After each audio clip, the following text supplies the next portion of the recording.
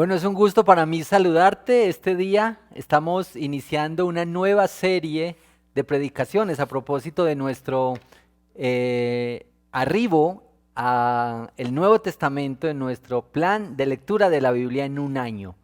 Y llegamos esta semana, arrancando el próximo jueves 8 de octubre, al libro de Mateo, con las lecturas de los capítulos 1 al 4 en el libro de Mateo. Y hoy vamos a hablar en este libro, especialmente en el capítulo 3. Así es que, bueno, te estoy dando la bienvenida. Vamos a tener esta serie nueva. Esta serie se llama Preguntas para el regreso. Preguntas para el regreso. Y desarrollaremos en los próximos domingos y fines de semana una serie de preguntas concernientes a los 4 evangelios. Y hoy es la primera de estas preguntas. ¿Cuál es la pregunta? Te lo voy a decir después de la lectura de la palabra del Señor en Mateo capítulo 3 versículos 1 hasta el 12. Así es que por favor acompáñame con tu Biblia y podemos ver también aquí en la pantalla y hacer juntos esta lectura. Libro de Mateo capítulo 3 versículos 1 hasta el 12. Dice la palabra del Señor: en aquellos días se presentó Juan el Bautista predicando en el desierto de Judea. Decía: arrepiéntanse, porque el reino de los cielos está cerca. Juan era aquel de quien había escrito el profeta Isaías: voz de uno que grita en el desierto, preparen el camino para el Señor, háganle sendas derechas. La ropa de Juan estaba hecha de pelo de camello, llevaba puesto un cinturón de cuero y se alimentaba de langostas y miel silvestre. Acudía a él la gente de Jerusalén, de toda Judea y de toda la región del Jordán. Cuando confesaban sus pecados, él los bautizaba en el río Jordán. Pero al ver que muchos fariseos y saduceos llegaban a donde él estaba bautizando, les advirtió: camada de víboras, ¿quién les dijo que podrán escapar del castigo que se acerca? Produzcan frutos que demuestren arrepentimiento. No piensen que podrán alegar: tenemos a Abraham por padre. Porque les digo que aún de estas piedras Dios es capaz de darle hijos a Abraham. El hacha ya está puesta a la raíz de los árboles, y todo árbol que no produzca buen fruto será cortado y arrojado al fuego. Yo los bautizo a ustedes con agua para que se arrepientan, pero el que viene después de mí es más poderoso que yo. Ni siquiera merezco llevarle las sandalias. Él los bautizará con el Espíritu Santo y con fuego. Tiene el aventador en la mano y limpiará su era, recogiendo el trigo en su granero. La paja, en cambio, la quemará con fuego, que nunca se apagará. Amén. Esta es la palabra del Señor y les animo para que la recibamos con reverencia y como es la palabra del Señor. Oremos. Te damos muchas gracias este día, Señor, este fin de semana que es tan especial porque estamos en las reuniones presenciales, pero también tenemos la oportunidad de comunicar tu palabra por medio de las redes sociales y de los videos que quedan para que tantas personas puedan escuchar tu palabra. Oramos al acercarnos a esta palabra tan profunda, tan importante, que hables a nuestros corazones, que tú conoces muy bien nuestra necesidad más profunda, que traigas consuelo, que traigas ánimo, que traigas esperanza, pero que también nos llames para la fe y para el arrepentimiento, oh Señor. Te lo pedimos en el nombre de Cristo Jesús. Amén. Bueno, ya dijimos que estamos en esta nueva serie que se llama Preguntas para el Regreso. ¿Y sabes cuál es esta primera pregunta para el regreso? ¿Cómo sé que estoy arrepentido? ¿Cómo sé que estoy arrepentido? Esta es una pregunta importante por estas 3 razones. Toma en cuenta esto, por favor, porque esta es una pregunta importante. Porque el arrepentimiento verdadero es un distintivo de un genuino creyente en Cristo. El arrepentimiento verdadero. Así es que la distinción de un verdadero creyente no es respecto al pecado. Está claro que todos somos pecadores, eso es lo que la palabra del Señor dice, pero el distintivo de un verdadero creyente será el arrepentimiento. La segunda razón por la que esta es una pregunta de vital importancia es porque el arrepentimiento y la fe constantes son una respuesta humana a la iniciativa de Dios, a la obra que Dios está operando en cuanto a la regeneración de las personas. Esto es lo que se conoce como el llamamiento eficaz. Así es que tengo en mis notas subrayada la palabra constante, arrepentimiento y fe constantes. Porque el arrepentimiento no es que un día alzaste la mano y diste un paso al frente para lo que se conoce como la decisión de fe y eso fue todo. El arrepentimiento es algo constante. Todos los días vamos a necesitar arrepentimiento y vamos a necesitar fe.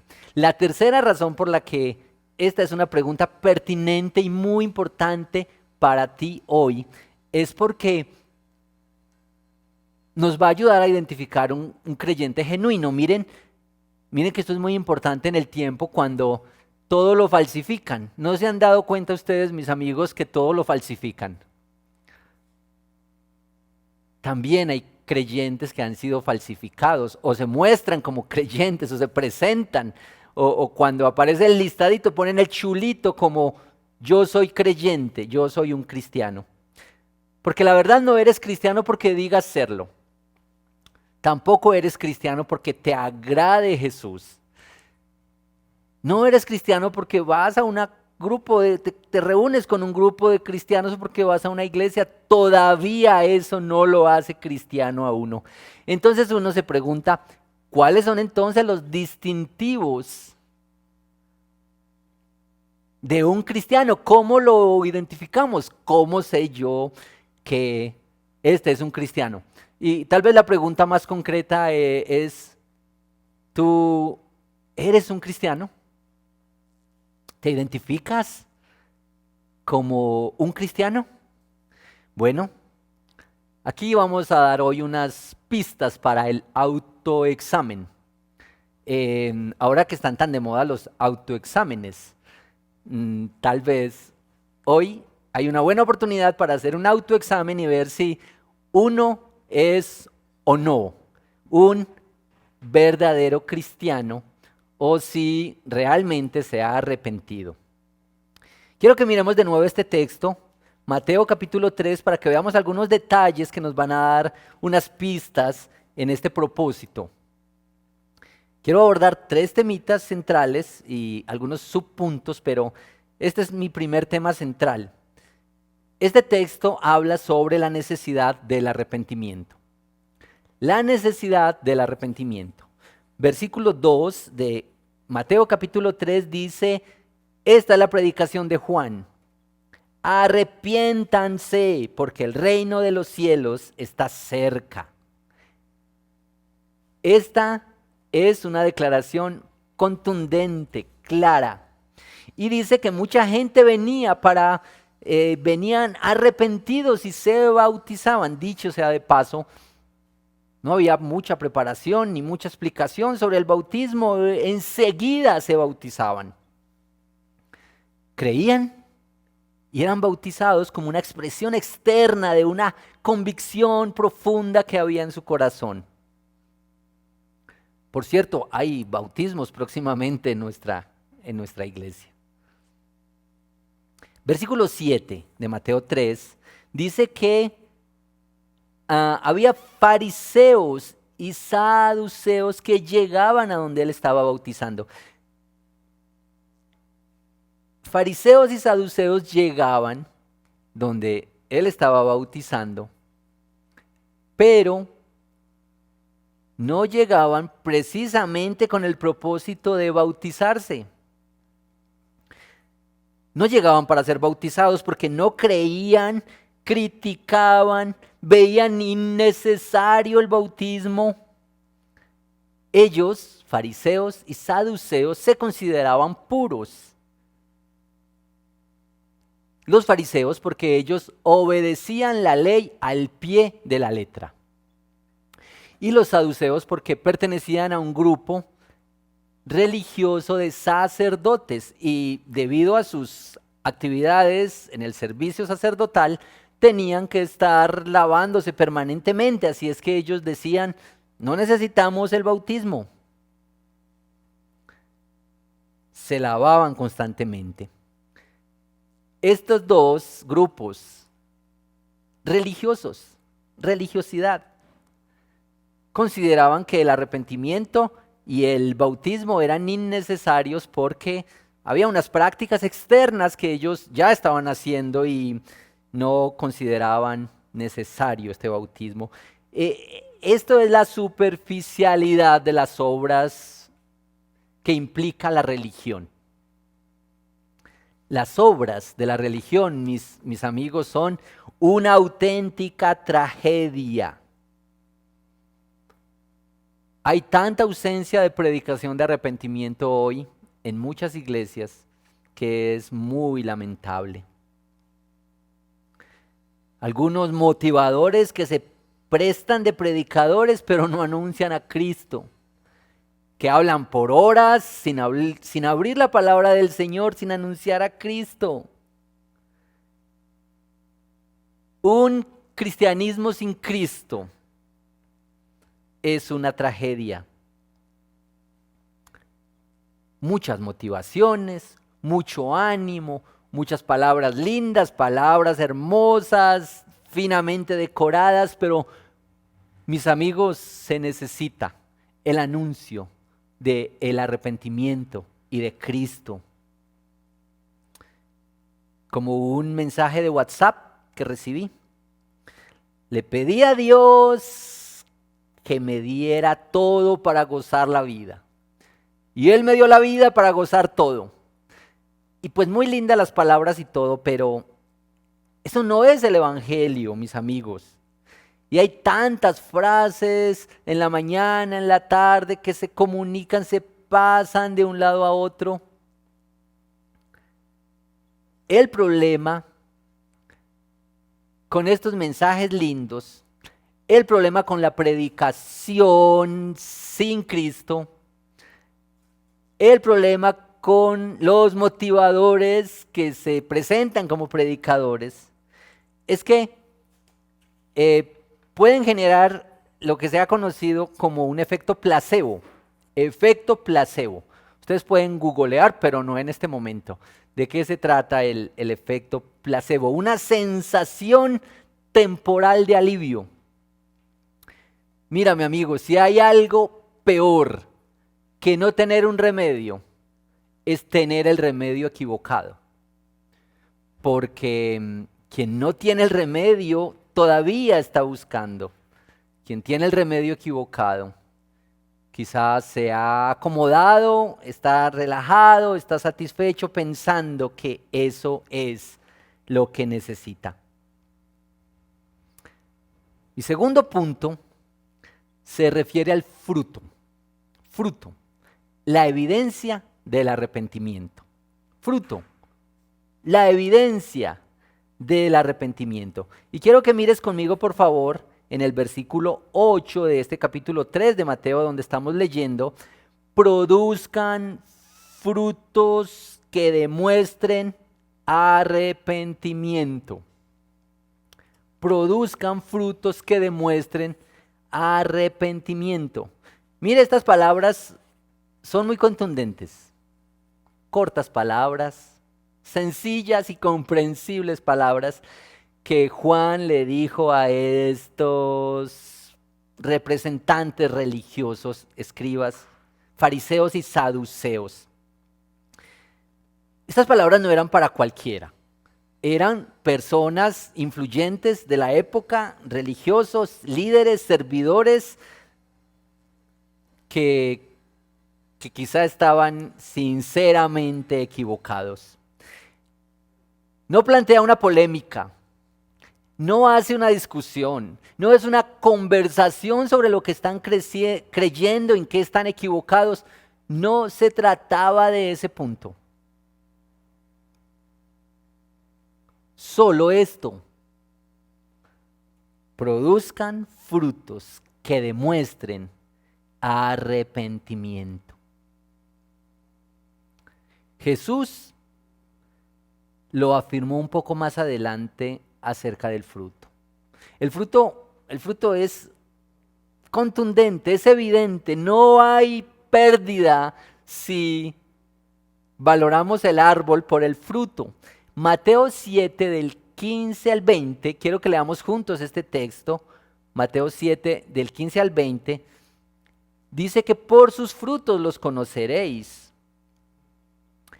El fruto no deja ninguna duda de que es el árbol. Yo conozco algunas frutas de las que no conozco su árbol. Conozco muchas frutas de las que sí conozco su árbol, pero por ejemplo no conozco cómo es el árbol de la sandía o lo que le dicen patilla. No sé cómo es ese árbol, pero si yo voy por ahí y veo un árbol que tiene una sandía que sí conozco, no me quedará duda de que eso es un árbol de sandía. Ahora, si tú vas por ahí, tú que conoces los mangos muy bien, los has saboreado, sabes cómo son los mangos, y no conoces el árbol del mango, pero vas por ahí en una salidita del campo y te encuentras ese fruto hermoso, amarillo, apetitoso. Lo tomas, le das una lavadita por aquello del virus y saboreas dulce mango. Dices, eso de donde yo agarré esta fruta era un mango. Esa era una planta de mango, no hay duda. Miren algo más sobre los frutos, porque la imagen del fruto es muy rica. El fruto sale naturalmente. Es producto de una planta saludable, de una planta que está nutrida, tiene suficiente luz, suficiente agua, nutrientes. Sale naturalmente el mango. No se le acosa, no se le impone el fruto. El fruto. El fruto. Lo que está pidiendo Juan a estos religiosos es el fruto. Quizá la tradición, las formas externas, la costumbre, el hablar de ciertas maneras era muy llamativo, pero no hay fruto que demuestra el arrepentimiento. Una de las citas más claras sobre fruto en la Biblia es Gálatas 5, 22 y 23. El fruto del Espíritu es amor, gozo, paz, paciencia, benignidad, bondad, fe, mansedumbre, templanza. Fruto que algo está haciendo el Señor en la vida de alguien. Quiero volver a la pregunta, ¿cómo sabe uno que está arrepentido? ¿Cómo sabe uno que está arrepentido? Y esta pregunta es muy importante también porque hay falso arrepentimiento. Como este hombre que era un creyente, que se emborrachó, se gastó el dinero de su familia, el presupuesto de la casa. Luego salió borracho y condujo su carro y tuvo un accidente, lastimó personas, dañó el carro. Fue muy duro. Este hombre estaba realmente conmocionado y compungido por lo que había pasado. Lloraba y se lamentaba. Buscó ayuda, buscó consejo, buscó el perdón. Pero unos días después le llamaron de la aseguradora para decirle que le iban a reponer su carro por uno nuevo y mucho mejor del que tenía. Y aquel hombre ya no estaba tan arrepentido. Estaba feliz. Este arrepentimiento era por una pérdida material. ¿Y cuántas veces el arrepentimiento solo es un arrepentimiento superficial para buscar un beneficio, para no perder algo, para solucionar temporalmente algo? Hay arrepentimientos falsos, superficiales y mal encaminados. Quiero mencionar en este tercer punto 4 elementos del arrepentimiento. Noten por favor estos 4 elementos del arrepentimiento. Esto es lo que la Biblia enseña sobre el arrepentimiento y lo que por años han creído y predicado las iglesias saludables, históricas, que aman la palabra del Señor. Que el arrepentimiento contiene estos 4 elementos. Nótelos por favor porque los vamos a ir desempacando uno a uno. Primero, el arrepentimiento es reconocer el pecado. Reconocer el pecado. Admitirlo. La Biblia dice que todos somos pecadores. Que pecado no es solamente hacer lo que Dios prohíbe, sino que también es pecado no hacer lo que Dios manda. Reconocer el pecado, no maquillar el asunto, no decir simplemente son defectos de fábrica, fallas en el carácter, pequeños errores, herencia de mis papás, unos pequeños desajustes, nadie es perfecto. Es reconocer el pecado. No digas, es que tiene el problema de la cleptomanía. No, es ladrón. Ese es el pecado. Reconocer el pecado. No echarle la culpa al ambiente, a la sociedad, a las hormonas. Se llama pecado y la Biblia dice que todos somos pecadores. Mire cómo lo dice Primera de Juan, capítulo 1, versículos 8 y 9. Vamos a ver si podemos leer juntos este texto. Leámoslo por favor. Dice así la palabra del Señor. Si afirmamos que no tenemos pecado, nos engañamos a nosotros mismos y no tenemos la verdad. Si confesamos nuestros pecados, Dios, que es fiel y justo, nos los perdonará y nos limpiará de toda maldad. Noten, si decimos que no tenemos pecado, nos engañamos a nosotros mismos. Pero si los confesamos, Él es fiel y justo para limpiarnos de toda maldad. Implica confesar, como lo ves en este texto. Reconocer el pecado implica confesarlo. Confesarlo. Hay muchas dudas en algunos sobre la confesión porque creen que la confesión es especialmente de la iglesia tradicional y es una práctica que hay que eliminar. No, mis amigos, la confesión de pecados es una práctica que hay que incorporar y aumentar. Ahora, la diferencia es que quien va a perdonar tus pecados es el Señor. Y unos hermanos y la iglesia y unos amigos y un confidente pueden acompañarte en tu andar en la confesión. Cuando confesamos el pecado nos ponemos de acuerdo con Dios. Mira cómo el salmista David, que supo lo que era meterse en problemas por el pecado, pero también experimentar el arrepentimiento y el perdón, ¿cómo lo menciona respecto a reconocer el pecado y confesarlo? Leámoslo juntos en el Salmo capítulo 32, versículo 5.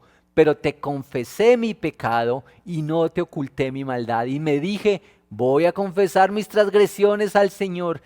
Tú perdonaste mi maldad y mi pecado. Confesé mi pecado y no te oculté mi maldad. Todos los creyentes que hemos de arrepentirnos, debemos reconocer el pecado y confesarlo.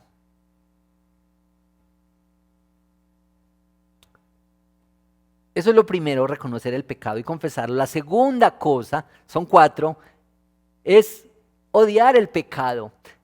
El arrepentimiento incluye odiar el pecado. Mis amigos, lamentablemente nosotros no odiamos el pecado. Nosotros corremos hacia el pecado en lugar de huir del pecado. Esa es la triste verdad. Corremos hacia él. No denunciamos el pecado. Miren, es muy revelador y muy motivador cuando en el chat de la iglesia alguien dice, oren por favor, porque estamos viviendo una situación tensa en mi matrimonio. Eso es animador y revelador respecto a odiar el pecado. Pero ¿qué tal si también pedimos oración por el enojo, por la ira? Hermanos, pido oración porque hoy me enojé bastante con mis hijos. Pido oración porque no traté con respeto y con dignidad a mi esposa y pequé contra Dios. Pido oración porque estoy luchando con la lujuria y con la pornografía. Hermanos, oren por mí. Esas cosas demuestran odio al pecado, rechazo al pecado, como que no nos vamos a moldar y a conformar simplemente con las caídas y vivir en un ciclo de caídas y de levantarse. Esto, mis hermanos, mis amigos, es odiar al pecado. Y es parte esencial del arrepentimiento. Es cierto que el pecado es atractivo. Es cierto que el pecado generalmente está bellamente decorado. Es tramposo. Es cierto que hasta le dicen dulce pecado, le ponen a las camisetas, he visto las camisetas y los nombres de los negocios, dulce pecado. ¿Qué tal si recordamos cuánto le costó a Cristo tu pecado y mi pecado? Mira lo que la Biblia dice. Isaías capítulo 55 nos lo recuerda muy bien y tú deberías recordarlo, y cada vez que estás en medio de la lucha, de la tentación y de la tensión, recordar lo que costó tu libertad y tu gozo. Así lo dice Isaías capítulo 55, versículo 5. Él fue traspasado por nuestras rebeliones y molido por nuestras iniquidades. Sobre él recayó el castigo, precio de nuestra paz, y gracias a sus heridas fuimos sanados. Mira, el problema con nuestro pecado era serio. Costó la vida de Jesús. Jesús tuvo que morir para pagar tu pecado. Así es que tu pecado y mi pecado no son una cosa suave ni livianita, son serias cosas. La vida de Cristo. Cuando estés en la tensión y en la tentación, mira a Cristo y mira esa cruz. confía en Él, escóndete en la cruz, corre hacia Él en vez de huir de Él. Así es que, mis amigos, reconocer el pecado, odiar el pecado. Tercera cosa que incluye el arrepentimiento, abandonar el pecado. Abandonar el pecado. Hagan morir vía abandono al pecado. Quiero dejarte para que leas Colosenses 3 en tu casa, donde habla esto tan hermoso de lo que significa la nueva vida en Cristo. El puritano inglés John Owen, en un texto que se llama La mortificación del pecado, dice que si tú no matas el pecado te mata. Mata tu gozo y mata tu paz. Y lo que explica es que esto de matar el pecado es una imagen tomada de la muerte de los animales para el sacrificio. Le quitas la vida, le quitas la fuerza, le quitas el poder cuando muere. Ahora, quitar la vida y quitar la fuerza vía abandono. Como cuando dejas abandonada una planta sin luz y sin agua, se muere por abandono. O como cuando se ha muerto una relación. ¿Tú has dejado morir una relación? Por abandono. Creo que hay relaciones que han muerto así. Matar mediante abandono. Ahora, Pablo decía, cada día muero, porque esto de abandonar el pecado es un caminar permanente de arrepentimiento, es diario porque ya hemos dicho, citando a Calvino, que dijo esto, que nos pone a pensar tanto, que el corazón es una fábrica de ídolos. Así es que aún nuestras mejores acciones, aún tratando de hacer lo bueno, nuestro corazón es engañoso y quiere orgullo, quiere reconocimiento, quiere retribución. Tenemos que venir delante de Dios permanentemente para que Él revise nuestro corazón y nos ayude, nos enseñe a abandonar el pecado. Número 4, el arrepentimiento implica volverse a Dios.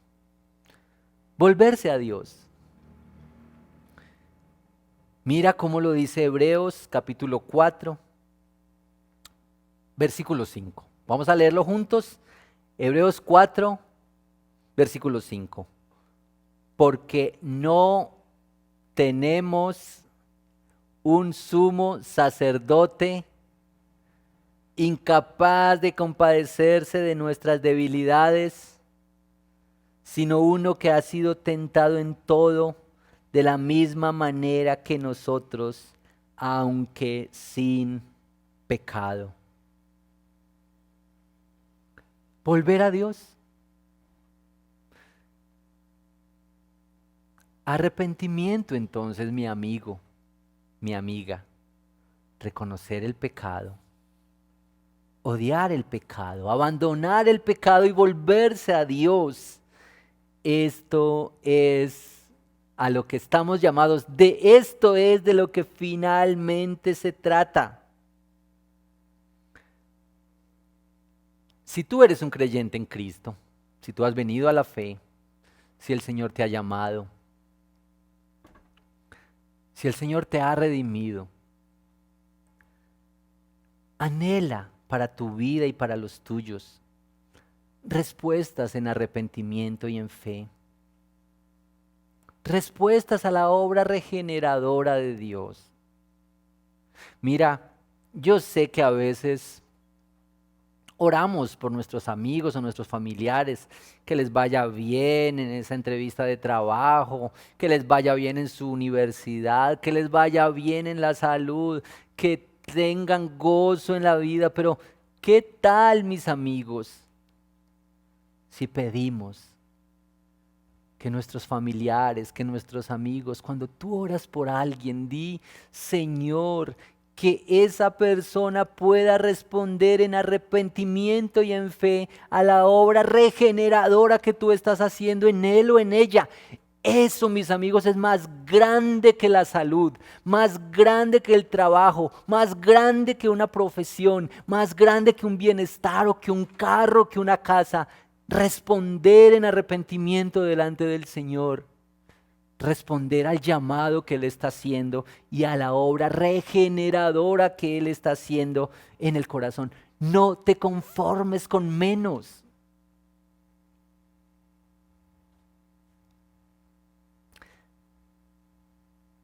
Esto que yo mencioné al comienzo,